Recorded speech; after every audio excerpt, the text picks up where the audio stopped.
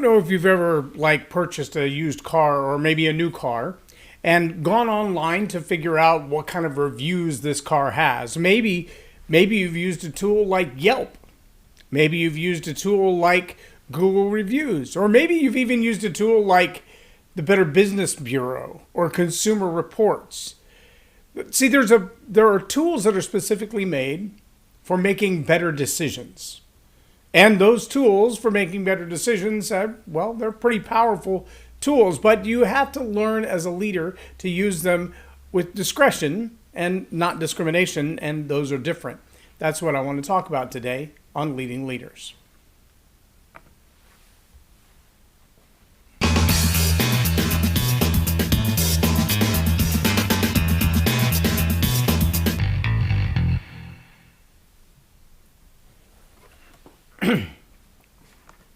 I'm J Loren Norris with Leading Leaders podcast. I spent most of my day yesterday researching, and part of what I researched was some World War II history. Part of that had to do with the Battle of Midway, which is an island halfway between Japan and Hawaii. And part of the battle was encompassed by the idea that there was a strategy in the mind of the Japanese warriors that said, if we can keep America out of the battle, if we can delay them, starting with Pearl Harbor, then we can take over the oil wells and everything that we want to in the Asian Sea. We can make a whole lot of progress with that if we just keep those pesky Americans out of the battle, keep them out of the war. Well, part of that meant taking out the aircraft carriers and the fighter pilots, etc., of the 1940s that kind of hovered around Hawaii and the Midway Islands, because that meant from that point they could easily deploy to the area where Japan wanted to do its work in gaining oil and enterprise and, its empire building of taking over the smaller nations. The challenge they had was that the intel that they had to work with, having no radar, having no ability to really see, like we do today with satellites, exactly where the enemy was, how close were they, how well fortified were they, how many of them were they.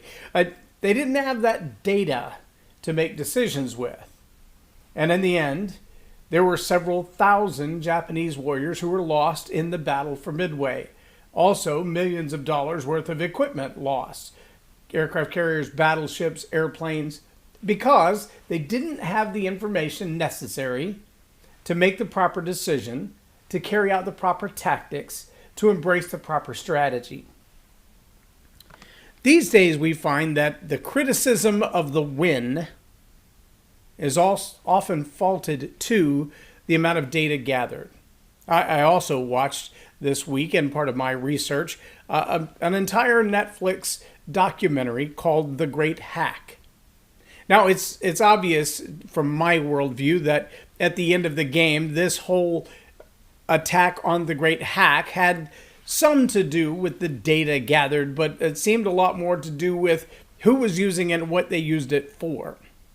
Because there was a lot more focus on the end game, the end result of what happened with the data used, than there was on the actual data used and the gathering of the data. But let me really address the issue of the data gathered. See, we as leaders have to make decisions. And those decisions are often based on data that we've gathered, or at least they should be. Leaders should not be making a decision solely on emotion or solely on relational position, although those things should play into it. If you don't feel good about the decision you're making, no amount of data in the world should overcome that. There should be some innate sense in you that this just isn't right. It doesn't feel right. It's not a good thing.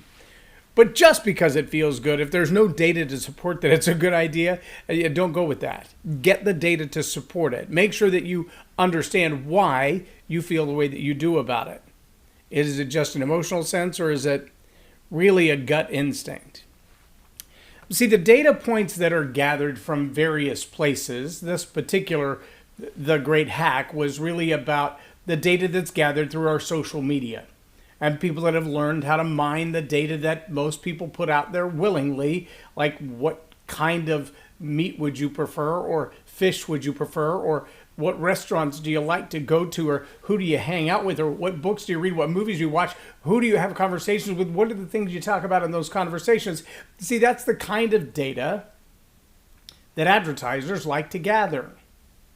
Back in the day before there was a Facebook, we used to use tools like a little tool made by a company called Axiom. You may have had one of these. It's a little tag that goes on your keychain. And when you go to the grocery store, if you want a discount, you swipe that little key tag, and that little key tag would go through the database of all of the products that you just purchased. And if there were some of those products that were on sale, or there were special discounts to members, like the Kroger card member holder, then they would take those discounts off at the register, and you would pay a different price than everybody else in the store who didn't have that key tag. And that membership was a privilege to you.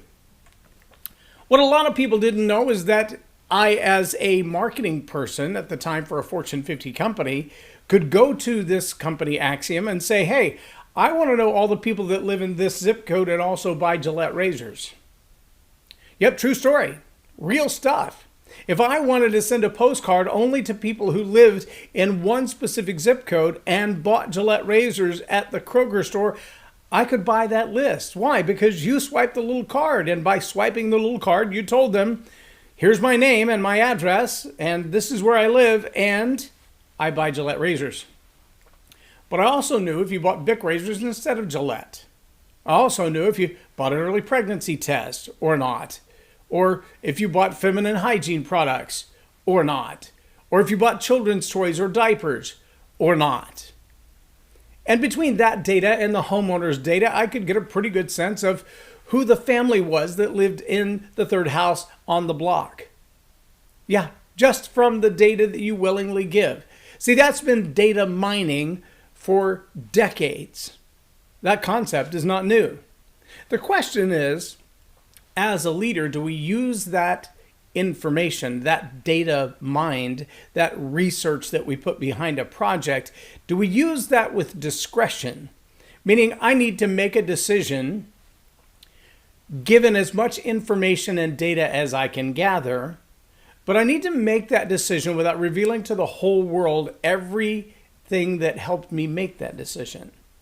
See, I don't need to go telling you that Bob apparently has an early pregnancy test in his house, even though Bob is 55 years old and chances are his wife's not getting pregnant anymore, which would include the idea that maybe Bob's daughter is pregnant, or his son thinks he got someone pregnant, because there's only so many uses for an early pregnancy test.